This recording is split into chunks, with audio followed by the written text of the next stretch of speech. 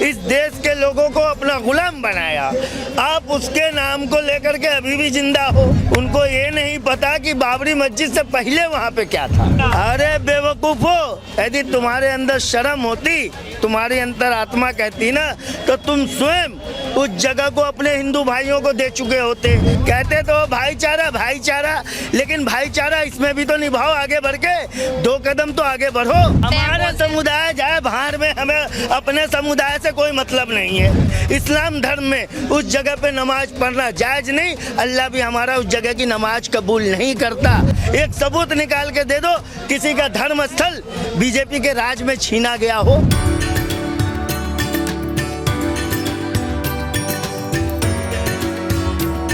ಈ ಬಾರಿಯ ರಾಮನವಮಿಯನ್ನು ಅಯೋಧ್ಯೆಯಲ್ಲಿ ಅದ್ಧೂರಿಯಾಗಿ ಭಯ ಭಕ್ತಿಯಿಂದ ಆಚರಿಸಲಾಯಿತು. ಸೂರ್ಯ ತಿಲಕವನ್ನು ಭಗವಾನ್ ರಾಮನ ಹಣೆಯ ಮೇಲೆ ನೋಡಿ ಭಕ್ತರು ಸಂತೃಪ್ತಗೊಂಡರು. ಇದೇ ಸಂದರ್ಭದಲ್ಲಿ ಮುಸ್ಲಿಂ ವ್ಯಕ್ತಿಯೊಬ್ಬರು ಈ ಹಿಂದೆ ಆಡಿದ ಮಾತುಗಳು ಮತ್ತೆ ವೈರಲ್ ಆಗ್ತಾ ಇದೆ. ಮತ್ತೆ ಬಾಬರಿ ಮಸೀದಿ ನಿರ್ಮಿಸ್ತೀವಿ ಅಂತ ಹೇಳುವ ಮುಸ್ಲಿಮರನ್ನ ಈ ಮುಸ್ಲಿಂ ವ್ಯಕ್ತಿ ತರಾಟೆಗೆ ತೆಗೆದುಕೊಂಡಿದ್ದಾರೆ. ಮತ್ತೊಬ್ಬರ ಜಾಗದಲ್ಲಿ ಪ್ರಾರ್ಥನೆ ಸಲ್ಲಿಸೋದು ಖುರಾನ್ ಹರಾಮ್ ಅಲ್ವಾ ಅಂತ ಅವರು ಪ್ರಶ್ನಿಸಿದ್ದಾರೆ. ಸಾವಿರಾರು ದೇವಾಲಯಗಳನ್ನು ಕೆಡವಿ ದೇಶದ ನಾನಾ ಕಡೆ ಮಸೀದಿಗಳನ್ನ ನಿರ್ಮಿಸಲಾಗಿದೆ. ಈ ಮಸೀದಿಗಳನ್ನು ಮುಸ್ಲಿಮರೇ ಯಾಕೆ ಹಿಂದೂಗಳಿಗೆ ಬಿಟ್ಟುಕೊಡಬಾರದು ಅಂತ ಅವರು ಪ್ರಶ್ನಿಸಿದ್ದಾರೆ. ಆ ಮಾತುಗಳನ್ನ ನೀವು ಒಮ್ಮೆ ಕೇಳಿಬಿಡಿ. थोड़ा बहुत जो है कि दवा दारू लेकर के थोड़ा आराम करें। उनसे पूछिए कि बाबरी मस्जिद जो है किसने बनवाया था। मैं तो अब शब्द बोल नहीं सकता, एक बड़े आदमी बुजुर्ग आदमी है, उम्र दराज है।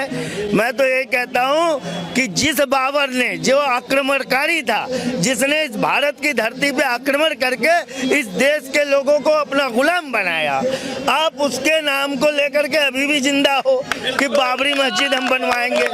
अब बाबरी मस्जिद थी, उनको ये नहीं पता कि बाबरी मस्जिद से पहले वहाँ पे क्या था। ये तो जानकारी होना चाहिए ना कि बाबरी मस्जिद से पहले वहाँ पे क्या था। अरे बेवकूफो, अरे बेवकूफो, यदि तुम्हारे अंदर शर्म होती, तुम्हारी अंतर आत्मा कहती ना, तो तुम स्वयं उस जगह को अपने हिंदू भाइयों को दे चुके होते।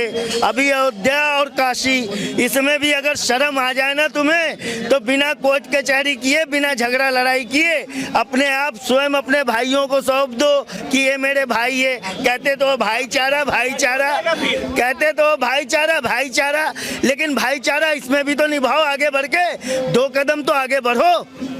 कि सब कुछ दूसरों से उम्मीद करोगे, पहले तो तुम कदम बढ़ाओ ना आगे। आप समर्थन कर रहे हैं, लेकिन आप ही के समुदाय से कुछ लोग उठ करके आते हैं। हमारा समुदाय जाए बाहर में, हमें अपने समुदाय से कोई मतलब नहीं है।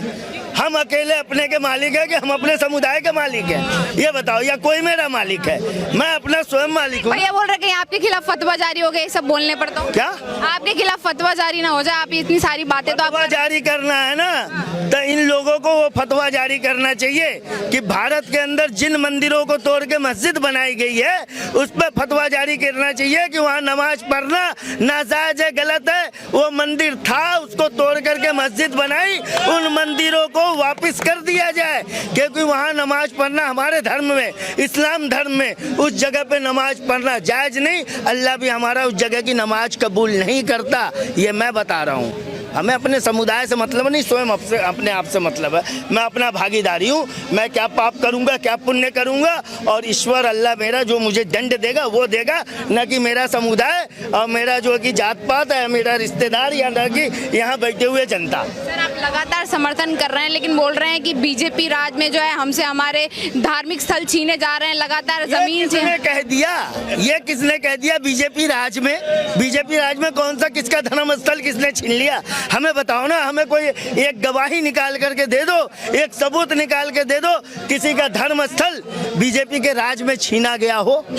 हमें कोई सबूत निकाल के दिखा दो ना। अरे जो पहले अवैध जगह पे बनी हुई चीजें हैं, या जो अवैध सार्वजनिक जगह पे बनी हुई चीजें हैं, उसको तोड़ देना, उसको गिरा देना, उसको हटा देना, उस पर को कब्जा मुक्त कर देना, इसमें कौन सी बुरी बात है? इसमें क्या गलत है भाई? इसमें क्या गलत है? हम तो ये पूछना चाहते हैं, देश किसी की जमीन को अवैध कब्जा करके, मस्जिद एक ऐसी इबादतगाह होती है ना जिसमें कहीं से भी चोरी का पैसा तक नहीं लगता, हराम का पैसा तक नहीं लगता, किसी की जबरन ईंट उठा करके नहीं लगाई जाती। तो वो तो सरासर गलत है, नाजायज हमारे धर्म के मुताबिक। तो फिर आप कैसे कह सकते हो कहीं गलत जगह पे जो सरकार के अधीन है या किसी और के अधीन है, उस जगह पे मस्जिद जैसी पाक चीज को आप कैसे बना दोगे? और यदि उसको गिरा दिया गया, हटा दिया गया, तो उसमें आपत्ति किस बात की है? उसमें आप कैसे कह सकते हो कि हमारे धर्म के ऊपर जो है कि हमला है? ये कैसे आप कह सकते हो, कैसे साबित कर सकते हो कि आपके धर्म के ऊपर हमला है?